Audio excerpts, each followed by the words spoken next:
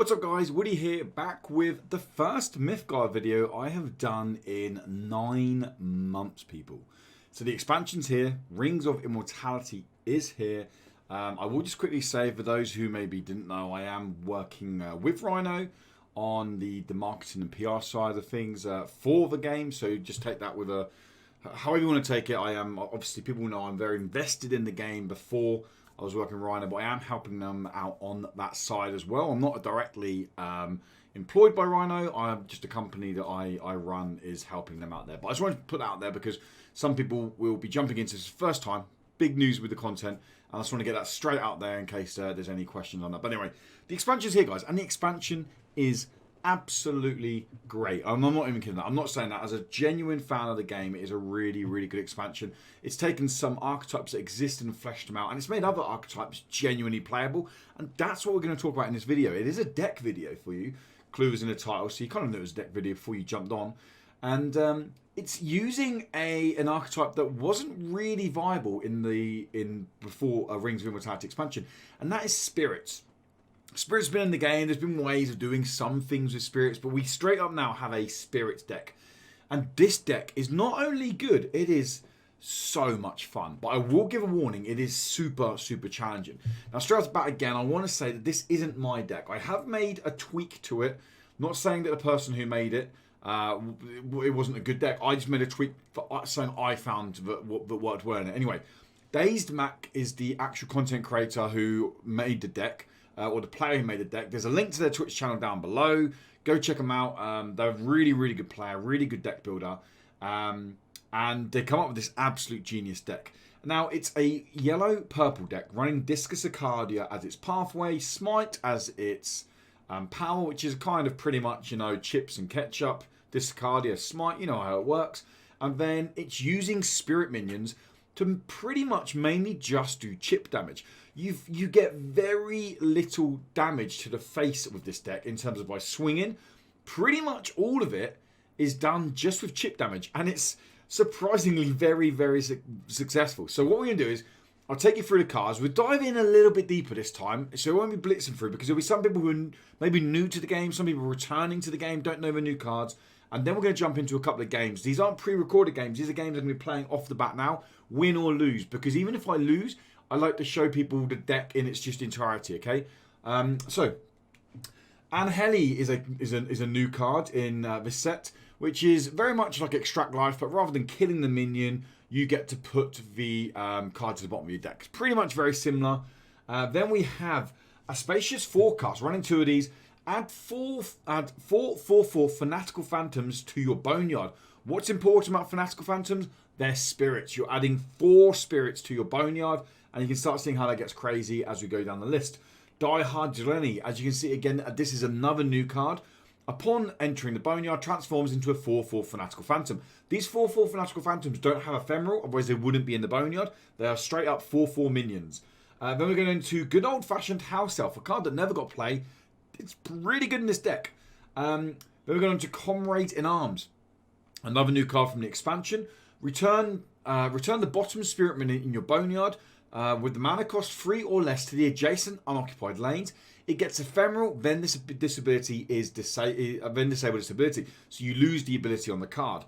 It's incredibly strong, because these guys here, the Drellini Fanatical Phantoms, are only 2 mana, so you can pull a 4/4 out. You can basically play this 2 cost, and then you can, rather than swing in next turn, you pull the Fanatical Phantom out, and you got a 4/4 just sat next to you.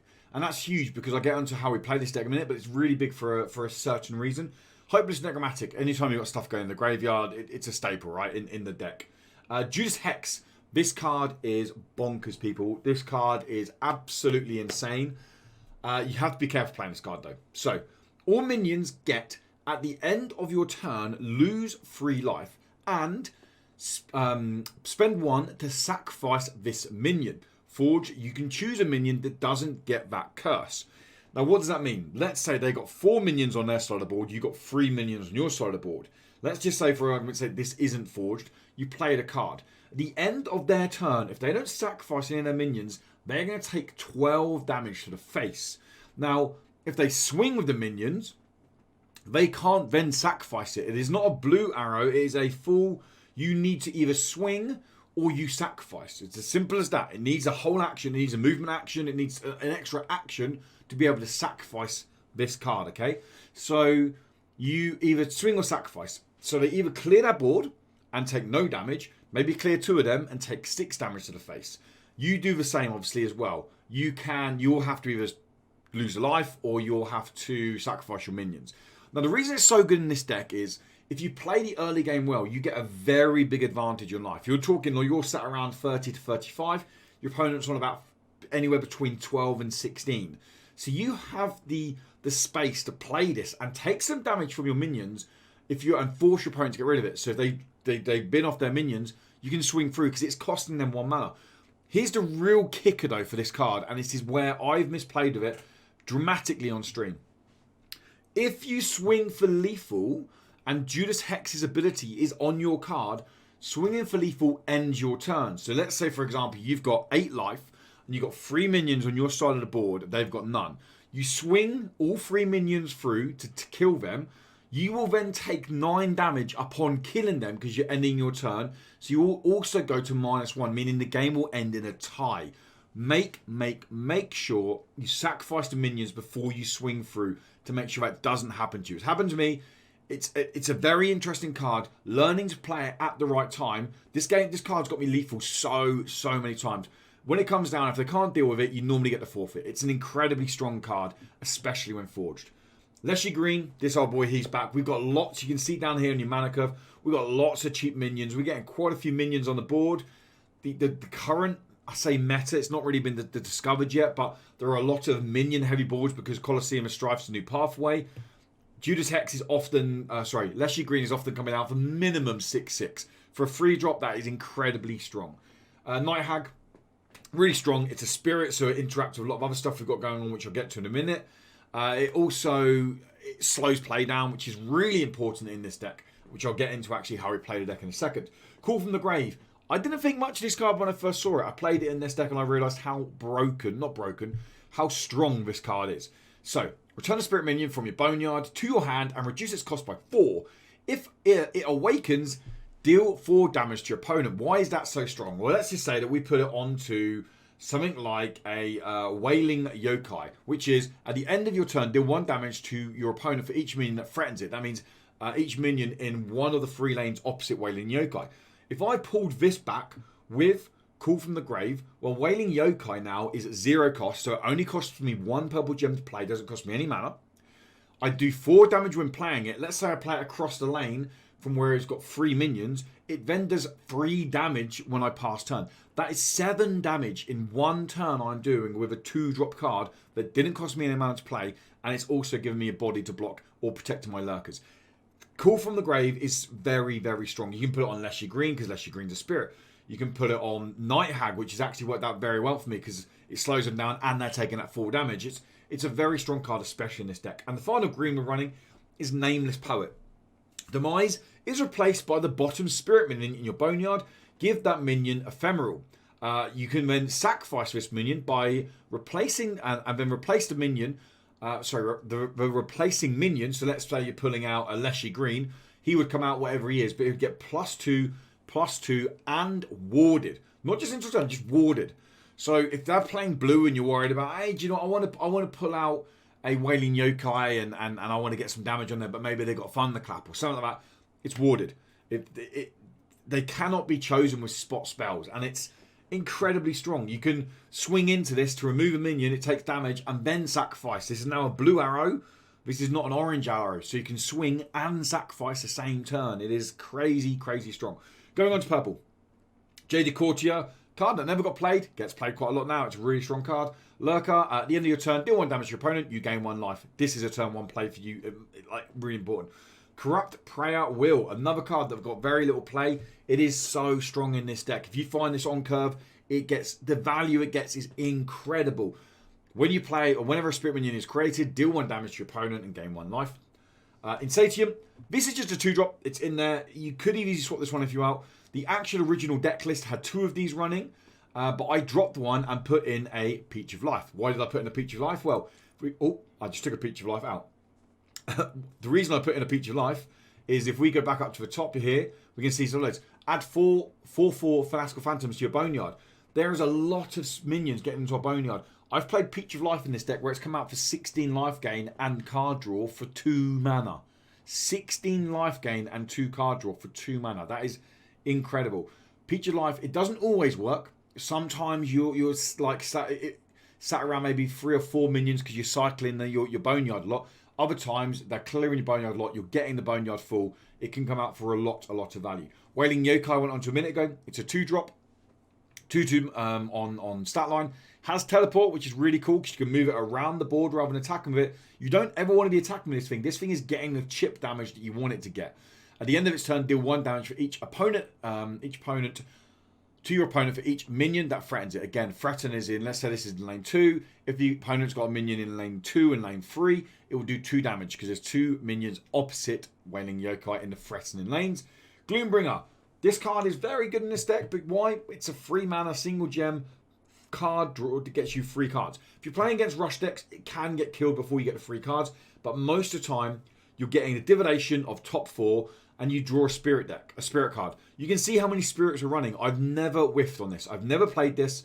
I've never looked at the top 4, and I've never not found a spirit. Sometimes it's a spirit I don't want. Sometimes it's a spirit spell, and I'm looking for a minion. Still, it's card draw, which allows you to burn. You do get out cards quickly in this deck. Metamorphosis, we have very little spot removal in this deck. Almost no way of dealing with big minions. Metamorphosis is in there for that. You could even, if you wanted to, potentially drop an Insatient. Put another one in if you wanted to go a little bit more down the control route. I wouldn't recommend it. It's up to you. Dead Angler, another new card. This card is super fun, and I'm starting to realise its full potential. So, it comes out with 2 charges. Rather than swinging, you can choose to use the orange arrow and banish X charges. So, it's two charges. So you start with banishing 2 spirits from the bottom of your Boneyard, +1 every time you do this. And choose a card to discard from your opponent's hand. So they literally show your hand. So it's full reveal. You get full information. You choose any card in their hand, and it goes straight to the Boneyard. It's incredibly strong. When this minion defends in combat, deal 3 damage to your opponent. Again, think about that chip damage we're doing. They swing a 4 into it. Boom. Like it's very good. Very, very good. In this deck especially, it's a spirit as well. Nine-Tailed Vixen, it's a classic, right? It has to go in this deck. Lurker Deadly. At the end of your turn, return the bottom spirit minion from your Boneyard to your hand. Chances are, you probably 1-drop is the bone is in there. But the good thing is, your 1-drop turns into a 4/4. You end up playing Nine-Tailed Vixen, then it ends up putting a 4/4 back from your hand. If you play the other one, it can pull them back 4 turns in a row as long as it stays alive. You're just bringing cards back. Remember, they're not ephemeral. You can burn that, and it goes back into your deck, and you can put it again later. Merciless Croxinger. This card could be changed if you wanted to. It's not a spirit. It's a 5 mana card. You could, if you wanted to go something big, like I wouldn't ever go above a Baku Bogeyman because honestly, you're not ever getting really above 6 mana with this deck. You're pretty much sticking around 6 mana because a lot of your minions are very cheap. But this is entirely up to you. The main reason I play this one, or the main reason I imagine this is in the deck, and the reason I quite like it is, 1, you can control enchantments on your opponent's side. 2, you have artifact control, so it's kind of got a bit more mid-range ability to it. And add a Born to Cruelty spell to your hand, which is deal damage to a minion equal to its health -1. So it can help you trade a little 2/2 into a big minion, an 8/8, a 7/7, a 6/6, a 5/6. You can trade into it nice and easy. Or it just gives you items in your hand to discard because you are running Discus Arcadia. Moon in the Water. This is a very rare card that you'll actually play. Most of the time, it'll just get burnt. When you do play it, in the long game, it can be incredibly strong. So, draw a card when you play the card. That's already pretty good. When Occupy Minion dies, shuffle it into the top 4 cards of its owner's deck as a spirit with +2/+2 and warded permanently. So let's just say that, hey, Merciless Croxinger dies, and maybe it goes back on the top of your deck. It now comes back as a 7/7 warded, and it's a spirit. Meaning if it gets killed again, well, have a guess what? I can now actually bring it back out the graveyard with Call from the Grave as a 1-drop 7/7 warded. Like, that is the kind of crazy plays that can happen with these combos and Moon in the Water. Final one, Baku Bogeyman. Very, very, very rare that you're going to play this card actually from the hand. Most of the time, it's going to come out from the Boneyard. Most of the time, if it's in your opening hand, especially if you're on Pursuit, whack that button, discard it straight away, try and find on turn 3 the Hopeless Enigmatic, and then there you go, boom, out it comes, and you got a Baku Bogeyman on the board. Do remember though, when Baku plays, guys, you have to discard a card as long with your opponent. Okay, so don't have it set up and then it comes out and you go, oh, I just got rid of the card I was holding on to for ages. Like, unfortunately, that's just the way the game works. So that's the deck. The way it works basically is, as I said, chip damage. You want to be finding your Die Hard Drenny turn 1 isn't the end of the world, but ideally you want to be getting House Elf out or Jaded Courtier out in lanes 1 or lane 7, really, really wide. Turn 2, you're looking to protect them. Even throwing down a 1-drop like a Die Hard Drenny in lane 2 or in lane 6 just to give you lurk protection, that's fine. Or even maybe putting down a... Ideally you don't want to be playing a Wailing Yokai turn 2 because it's probably going to get removed the following turn and you're only going to get 1 chip of it. You want to be holding on to this to maybe get 2 pings on it, okay? It's keeping it... It doesn't stay on the board very long. You've got lots of ways of getting it back, so you want to try and get the most value you can off it. But if it's the only card you can use to protect your lurkers, make sure you use it. And you also have Comrade in Arms. This is a great turn 2 play, especially if Die Hard Drenning gets removed. Playing this turn 2, if they can't deal with it, you can play it wide. Turn 3, you've got a 2-2 on the board and a 4-4 on the board by pulling back the Fanatical Phantom. And that's basically what you're doing. You're looking at building your board nice and wide and protecting those lurkers. And you'll be amazed the amount of damage that ends up coming off the likes of House Elf, the amount of pings you end up getting off Jaded Courtier every time you're playing a card, and every time your opponent plays a spirit. Corrupted Prayer Wheel's pretty much ticking off. You're gaining 1, they're taking 1 life. It's constantly ticking down, and then you get the chance to do big combos, like where you get the Call from the Grave, and you get to play a card like a Wailing Yokai opposite minions at 3 minions, so it comes down with 4 damage, then it ends up doing 3 damage to the face because that, and it's just chip damage, chip damage, chip damage.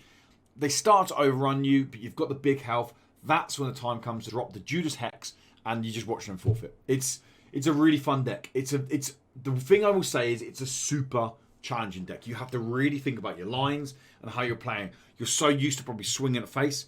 It's not what you're doing here. You're looking at protecting those minions. Think about House Elf only works when your opponent attacks. So you want to almost encourage them to attack your minions rather than you being proactive and attacking their face or their minions. We're going to jump into a couple of games now. Apologies that we spent quite long on the deck, but it is my first video for a while. There'll be some new players in there, some new cards that you guys check out, but hopefully I've done a relatively good job of really diving into the meat of the deck. And hopefully we can get some good results in some games now, but let's go check them out.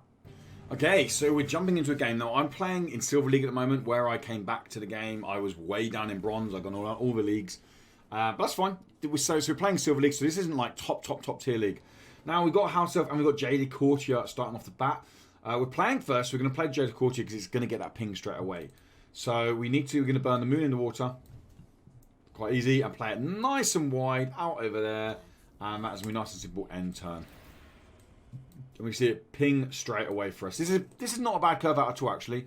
We're probably next turn seeing how they play, where they play. They play a minion over here, then we're going to protect this. They haven't played anything, so that's fine. What we can do now is we can look to. We're going to burn the Anheli because it's just an expensive card, as in terms of its free mana. It's free gems, and we're going to play House Elf out nice and wide again. And all we can do is then we can look to protect the lurker that they choose to go for. So they go opposite House Elf. We can look to protect it with a creature. They go over towards Jaded Courtier. We can look to protect it over this side over here. We're probably going to be looking at playing Night Hag next. Burning Call from the Grave obviously depends what we put off the top. And that will just be able to slow it down. So we're going to protect the elf over here, the House Elf. And this is fine. We can just stun this down. Leshy Green is pretty good if the board starts to get big, and it can get big because, as I said, we don't really sacrifice minions here. So we're going to burn Call from the Grave. And we're going to play Night Hag just over here. And that's it. We don't swing this, it doesn't die, and we just enter. Just pass the turn, and we take that ping again. We can already see that we've now got an 8 advantage over our opponent with health. And that's kind of the way the deck goes. We start to get that advantage pretty quickly. So like I said with the Judas Hex, there is sometimes you can just play the card and get away with riding it out, like making them wipe their board with it. Leshy Green is pretty good next time because at the moment it's coming down for a 5-5. It's now going to come down for a 6-6 over here, which means if they trade into this, It still protects the lurker. They're going to take damage off that. So we are going to burn the Insatient. We are going to play the Leshy Green just here. Now, we don't want to swing in. We can't swing into this anyway because of the defender. So that's fine. And we then going to end turn. Now, there's obviously no point playing Hopeless Necromantic yet because there's nothing in our boneyard. This puts stuff in our boneyard. We need a green to be able to play these. Now, your hand does pretty much disappear with this deck. You're very much kind of top decking a lot of the time. So, probably going to have to play Necromantic over here, to be honest, just to protect it. But the Hotel Barkeep is a decent sized minion. What we could potentially do is, okay, so they're running away. Okay, and they're going to do two damage over here, is what I'd imagine. There we go. So that's fine. We now have no lurkers over here. They're looking at playing nice and wide. So the Dlenny is perfect actually, because what we can do now is we can play this. We're going to swing. Remove this. We swing this through. Again, chipping their life down. And we should, ideally what we could do is we could have popped this to get the Slayer ability, but it doesn't matter. It's not the end of the world because we can play this now, this setup here. Although Jaded Courtier is the card now, it's going to come back. And we play this here. We eat the 3 damage, but we've got the life advantage. It's fine. Every time they swing, they're going to take damage from this over here. They got a 6 over here they're going to want to deal with soon. I was around 10 health. If this does die, Jaded Courtier is the card that comes back. But you can see now why we put Peach of Life in deck, because it's starting to build up, right? So they're playing this now here. That's not too bad. Whenever an enemy attacks, I'll set damage first. Okay, so they're going to do this to do the 2 damage. They can't remove anything with the 2 damage. Okay, so I'm going to try and chip this down over here. Again, that's fine. They took damage on that because the house elf. This is nice because it gives us card draw. So we play this now. And we get the card draw. So we are going to take probably the Corrupt Prayer Will, because they're playing purples. So the nice thing about Corrupt Prayer Will is, okay, so what we're actually going to do is, rather than playing a Corrupt Prayer Will, is we're going to pop this, which will then mean that we can swing this into here. We can swing 6 through. We can swing 2 through. And then we're going to drain 1 with this. Now, if they swing, they're going to be down on life. So they need to start blocking up. We can see they're on 4, we're on 24. They've got 3 damage coming through over here. This will kill this because the Slayer is active. But we're in a pretty good spot right now. If they swing, they're taking damage. Which is absolutely fine. To be honest, Call from the Grave would be amazing off the top because it's lethal. Call from the Grave is lethal off the top. But they're going to have to play something over here to get going. We are drawing a card next turn as well. Okay, so there's going to be Leshy Green. That's 1 damage they've just taken.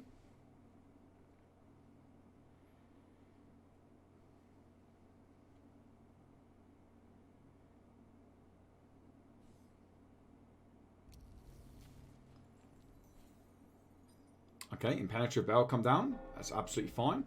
They're not going to swing anything else, I think, because they're worried about the damage maybe from... Obviously, we have Smite, so that's 1 damage here.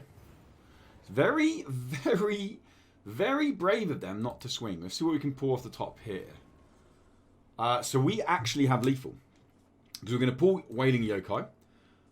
Playing Wailing Yokai opposite 2 minions. It's threatened, so it's going to do 2 damage. We're going to get 1 damage off Jaded Courtier. So we end turn, and that is going to be lethal. Nice and easy like that. That's basically a perfect example of how this deck can work. We did get the chance to swing to the face. Obviously, you're not going to not swing to the face when you have the opportunity. You're always going to swing to the face if you have a free lane to swing to the face, but you don't want to trade stuff in. Like we said over here, the Night Hag kept the House Elf alive. House Elf came down as a 1-drop and got us about 6 or 7 value for the pings it was going out over here. We saw how Jaded Courtier got some value over here. Wailing Yokai you saw come down. It's a great way of getting lethal at the end. And that's basically it. You're playing wide and you're keeping your lurkers live. But let's jump into another game. Okay, next game. Goomba. Goomba running Journey of Souls. So there's a chance that it's more of an aggressive deck. I know it's shouldn't always make that assumption, but that's often the case, shall we say. Anheli, again, it's a free green gem. We've got nowhere near playing it. House Elf out nice and wide. If it is something to rush, there isn't anything turn 1 that they can play a rush. So, yeah, we end turn there. And let's sort our hand out a little bit. We should get an idea of what they're playing. I'd imagine it will be red, maybe red orange, maybe red purple. That's the most common that I see with Journey of Souls. Yellow. That's what I was just saying, guys, eh? Yellow. Yellow's the most common I see with Journey of Souls. I mean, the only card I play, I play Doper. It's fine. It's absolutely fine. Okay, so we now can swing this into here because it's literally going to do nothing if we don't swing into it. We're going to burn the Dead Angler to balance out the purple gems. We haven't got any more purple at the moment, so hopefully we'll find something soon. Drop the 2 over here just to give the this a little bit of protection. And there we go. They want to put an attack onto it, then they can do to swing into it, but it will trade. And that's not the end of the world. They're taking a ping on that, and it's fine. We've got an interesting yellow deck here. Yellow at Journey of Souls is something I find very interesting. I wonder if this is going to be kind of... if this is like a big boy Duoflex one, we need our Metamorphosis for that, because we don't have many ways of dealing with creatures like that. I guess it gets full health, and it gets focused 1 as well. So when it swings into here, they can get the buff. If they want to get the buff, they're going to go for health. So these guys are just looking to try to get big guys out, right? That's what they're aiming to do, basically. Which means we're going to move this over. What we're going to do? Yeah, we're going to move this over to here. We're going to burn the Nameless Poet. And we're quite simply going to just drop this down here and start just to slow it down. That's all we're looking to do. It's stunned, and we can kind of just chip away at it, basically. Easy as that. The next turn what we might do is we might do the ability to play an adjacent... Oh, we haven't got adjacent minion, so we might just move this over and pop Jaded Courtier in the middle as well. Start getting those pings going. It's what we need. We need those pings to start cooking up nicely for us. If this is a mono yellow, it looks like a mono yellow deck. Okay, that's fine. It's absolutely fine. It's still stunned, so there's no issue on that one there. Again, we move this over. We are going to play the Jaded Courtier. We are going to burn Call from the Grave. We'll play our 1-drop out nice and wide. This takes 2 damage. So we can kill it, right? This is free. Yeah, we can kill it. Do we want to kill it though? Because I don't think we want to kill it, you know. Although it is getting quite big. That's the concern with it. It is going to get quite big with the steroid drip on it. So I think we do kill it. I think we swing this in here. And then we swing this in here. And the issue now, we're actually going to bin off the Hoping Necromantic to draw a card. It's fine. We're going to ping this now. Get the Necromantic going off. We go on to this as well. We don't attack much, so these will heal up because we're not going to attack. Well, probably won't attack with them because I imagine they'll probably play something here. And enter. But we get to draw next turn if you want to. And we can start seeing those pings will start ticking through now. They got back the Doper, which is fine. They can have the Doper back. It comes down as a 0 free if they want to pop the ability on it. It's absolutely fine. We are getting a board state now and the board presence build up. We have to be careful though because they are running yellow. There's a high chance Misanthropia is in the deck. And that is you can see, we have small minions. It's a board wipe for us. Misanthropia ruins our day. It's not fun. It's like taking your kid to the theme park and saying you're not allowed to go on any single rides. Not a single one. Not even having candy floss or a toffee apple, mate. Deal with it. It's basically what Misanthropia is in a card. Which I kind of respect. I've got some respect for that. Okay, Goober is on the back foot though. They are thinking here. What do they do? We don't really trade as minions, so them having 0 souls is always good because we're not really going to trade many souls into them. We don't really look at killing minions. This is a great card actually for them. It will trade though. It can't swing into this. It has to swing into the Night Hag because the Lurker. It will trade because of the Slayer off of daytime. And there we go. That's it. That's it. It's as simple as that. People realise that they can't do anything about your deck, and they're going to take all this ping damage, and Bob's your uncle, fan is your aunt, as they say. Let's jump across to one more game, because that one doesn't really count.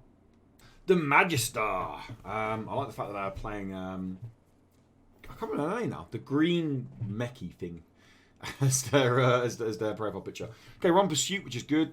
The blue is concerning. Valks. This is a tough matchup. I'm not going to lie. This is a tricky matchup for us. Yeah, we're going to keep the Juice Hex in hand in case stuff starts to get a little bit out of hand. We're going to burn this. And we're going to drop the House Elf out nice and wide. We are going to smash the Smite. And we're probably going to drop Dead Angler, to be honest, in the Boneyard. And end turn. Judas Hex is kind of our safety net here if they start flooding the board. It's a good way of us trying to control it a little bit. That's fine playing that wide. We just got to slow it down for now. Just got to slow it down. That's an easy burn choice for us. We're now going to just play Insatient just over here. Nice and simple. And enter. That's it. This trades into this, obviously, with Slayer. So that's always good. Diehard Dlenny. It's hard to block the Swift because they have sorry, it's hard to block the Scout because they have the Swift.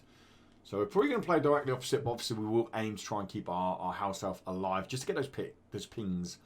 Those pings, like I said, if they build up a big board with Valks, then Judas Hex can really throw a spanner in their works. Like, can really make them go, oh my god, we've got to wipe the board now. Especially the fact they're on Rainbow's End. If they're not getting the joy of pulling their enchantments, their hand can go. Then when they do start pulling their enchantments, when they need minions. So, yeah, it's not an easy matchup, Valks, but it's one that we can win. It's a smidgen of good fortune. That's irritating because we're going to do the thing. So I think we're going to probably, if we pull purple, we're going to probably, we didn't pull purple, so ignore what I was going to say. Okay, we're gonna burn the Delaney now, and we're gonna play this over here.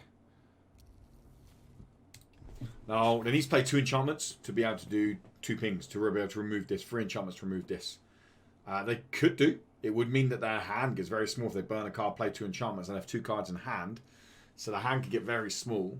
If we have purple next turn, we're just going to Metamorphosis to Seer. Because it can be an irritating card for us. Because our minions are quite small. Just doing the chip damage with playing those enchantments, it can be pretty dangerous for us. So they've burnt 2 enchantments. Okay, they're going to play Savin out nice and wide, which has teleport, of course. And they play Poppies over here, which is then obviously going to allow them to trade with the Fragile. And we are getting to the point now where do we play Judas Hex right now? That's the question. Or do we get greedy and wait a turn? We've got 2, 4, 8 damage coming. It sets up for 9 onto them. They wipe the board. They have 2 cards left in hand at the moment. Do we wait for them to burn one and play another card? But then if they have 12 left, we have 12 left and we don't win. So I think we have to play with Judas Hex now just to try and get back in the game. It's as simple as that, basically. So we are going to do exactly that. We're going to...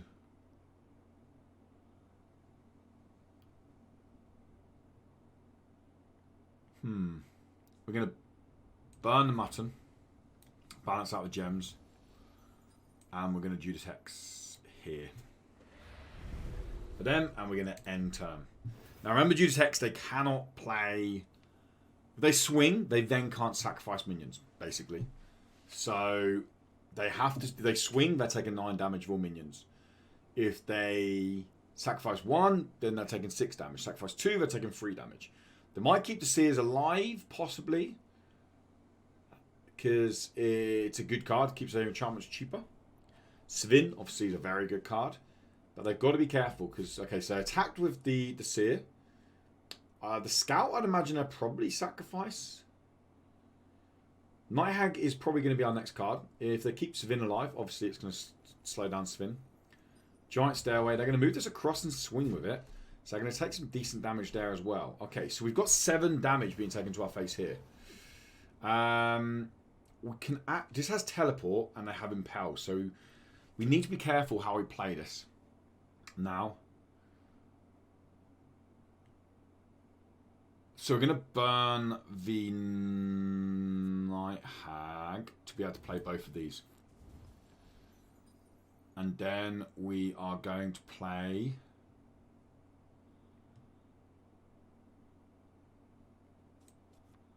the Leshy Green. Oh no, we're going to play the House Elf here first to block this.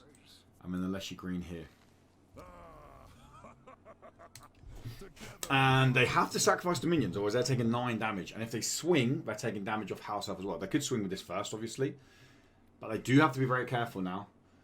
That swing once and the 9 damage means I only need to pop my smite once to win. So I'm going to swing with that. Okay, move it off. So that dies. So they've managed to sacrifice that. Teleport this across and swing 2 there, and that's lethal. So we didn't get the win. We didn't get the win. It's a tough matchup. It is a tough matchup. The teleport across there.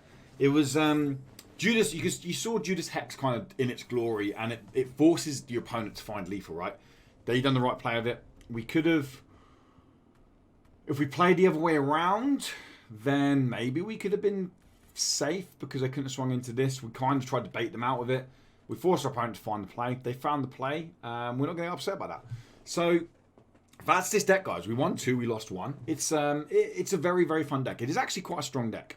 I would say I probably win around about 60%, 60-70% of my matches with the deck. It is honestly a pretty decent deck, and it's hard to play. I'm still by no means a great advocate of how it should be played, but it's fun, and that's what you play card games for. That's what you play video games for, right? Is to have fun. It's not overly expensive. It's not cheap, but it isn't overly expensive. It doesn't run tons and tons of mythics. A lot of the cards though are new cards from Rings of Immortality. So if you haven't got a big Rings of Immortality collection, chances are you might not have all the cards there. But you can play around with stuff and tweak stuff if you need to with it. If it's a spirit, put it in. Why the hell not? But anyway, that's the wrap up, guys. Thank you so much for stopping by. Thank you for giving your time. I love this game. I'm glad I'm back playing the game. I'm glad it's got a new expansion. I'm very happy to be working with Rhino, and I won't be doing these videos as common as I used to. I used to put out 2 to 3 Mythgard videos every week. You're probably looking at, you're lucky if you get a video a week at the moment. Maybe a video, maybe a video a fortnight. Luckily, maybe a video a week. But I don't expect any more than that because I'm just so busy with work at the moment that I can't commit to any more than that.